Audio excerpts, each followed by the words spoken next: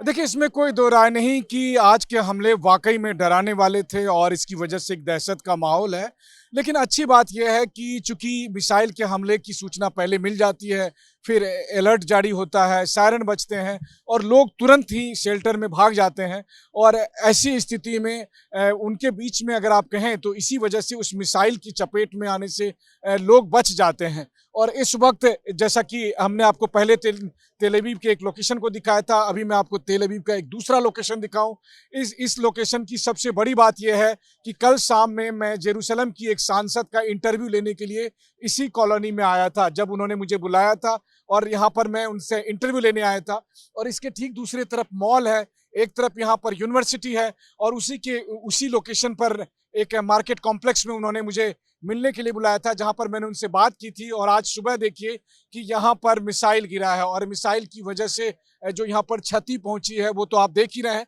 लेकिन जो बात आपने कही कि यहाँ पर क्या माहौल है, तो देखिए सबसे बड़ी बात यह है कि एक तरफ जहाँ ईरान के मिसाइल को रोकने के लिए इजराइल के एयर डिफेंस सिस्टम या उनके एयरफोर्स के फाइटर जेट लगे हुए हैं, वहीं जमीन पर जहाँ पर की इम्पैक्ट साइड है, जहाँ पर की तबाही हुई है, वहां पर तुरंत राहत देने के लिए, तुरंत मदद देने के लिए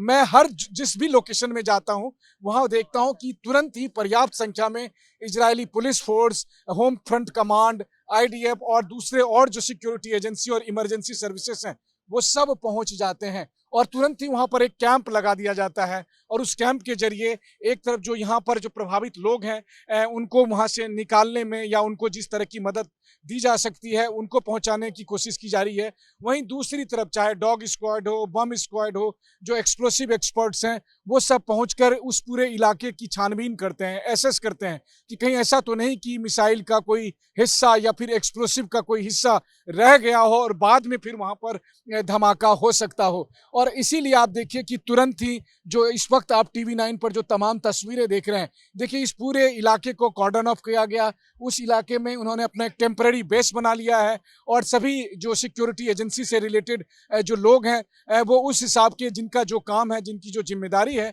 उस हिसाब से वो मदद पहुंचा रहे हैं, राहत पहुंचा रहे हैं। वहीं दूसरी तरफ जो ये सब घर है, देखिए मुझे बताने की ज़रूरत नहीं है, वो कहते हैं ना कि कैमरा खुद गवाही दे देता है, तस्वीरें झूठ नहीं बोलती। तो इस वक्त वो तस्वीरें देखकर आप कह सकते हैं कि ये जो है सब अपार्टमेंट हैं, उसी तरह के अपार्टमेंट जैसे दिल्ली, मुंबई, चेन्नई, कोलकाता या नोएडा में हमारे आपके अपार्टमेंट हैं, उसी तरह के अपार्टमेंट हैं, उनके बीच में जाकर ये मिसाइल गिरी है। अब इसके कई रीज़न हो सकते हैं।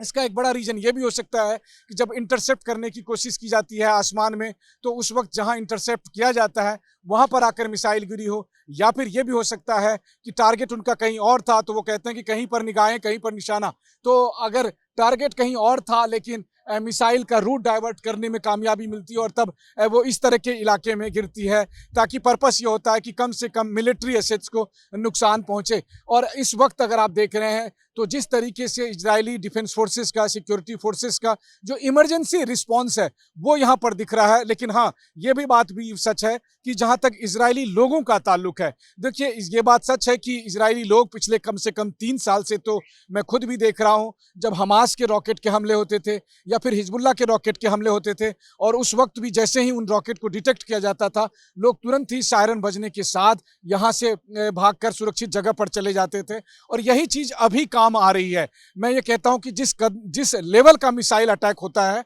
उसमें बहुत भारी कैजुअलिटी हो सकती थी, लेकिन चूंकि ज़्यादातर लोग उस वक्त अंडरग्राउंड बंकर में रहते हैं और इसीलिए होता यह है कि बिल्डिंग को नुकसान पहुंचता है, इसलिए होता यह है कि जो प्रॉपर्टी है वो डैमेज होती है। लेकिन जहां तक अगर आप कहें लोगों के जान का सवाल है, तो उनके जान को नुकसान नहीं होता। अगर कोई गाये बगाए, अगर कोई कांच का टुकड़ा टूट गया या बिल्डिंग का कोई हिस्सा टूटा और लोग इंजर्ड हो गए तो अलग बात है, नहीं तो कोई कैजुअलिटी नहीं होती है। हालांकि अभी एक्सक्लूसिवली टीवी 9 से बात करते हुए मुझे इजरायली पुलिस के ऑफिसर डीन ने बताया कि यहाँ पर इस घटना में कोई घायल नहीं हुआ है, कोई मारा नहीं गया है, लेकिन हाँ, जो सिविलियन प्रॉपर्टीज है उसका बुरी तरह से नुकसान हुआ है। और टीवी 9 की टीम एक बार फिर एक और तबाही के लोकेशन पर मौजूद है और यहाँ से ताज़ा सूरत हाल बता रही है।